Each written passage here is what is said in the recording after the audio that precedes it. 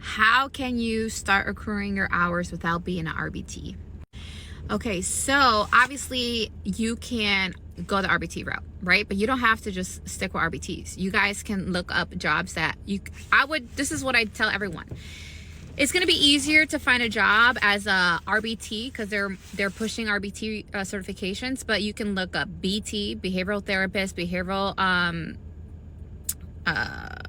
technician. You can put ABA therapist. You can search the keyword autism on jobs like Indeed or something, and see all the different positions that pop up there. And if it's in the position definition, if it shows that there's a BCBA present, then I would definitely call up and say, hey, listen, I saw you guys are hiring. I'm just curious, do you guys do supervision for grad students? That's it. Like, don't be afraid to call these positions. Okay, now if you don't want to be an RBT, there are BCBAs in the group homes. It's kind of harder to find those positions because you're going to look up direct care staff. But if you look at the definitions, you can see if it states that there's a BCBA there.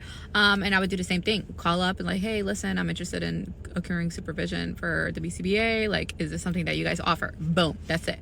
You guys are not going to know unless you call, because maybe they're not going to put in the job posting that, hey, we are looking for grad students or you free supervision. You see what I mean?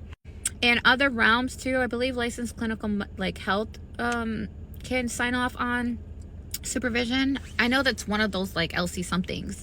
So that's also another avenue that you can check into. If you're in a school like a teacher or a para, you can use those hours as towards your BCBA, but you have to have a contract with the BCBA or someone that can actually sign off as for those hours.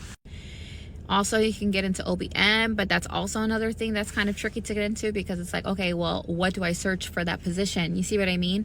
Also, in the criminal justice realm, there's like forensics behavior analysis that you could try to find a position in, but like that's hard because you're not going to find a title like as RBT because it's forensics. You see what I mean?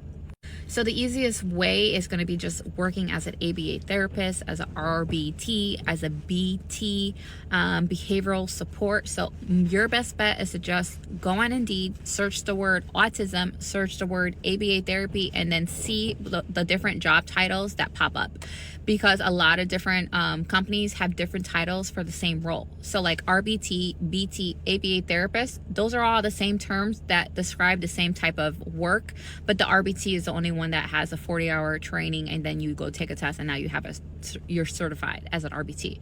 But I was never an RBT. You don't need to be an RBT first to become a BCBA. That's another thing too. So like I was never an RBT. I was an ABA therapist and a behavioral therapist. See what I mean? So just look up jobs, like search the word autism, search ABA therapist, even search BCBA. And then what you're going to do is see all the different companies that are hiring BCBAs and actually see if they have other postings for support staff.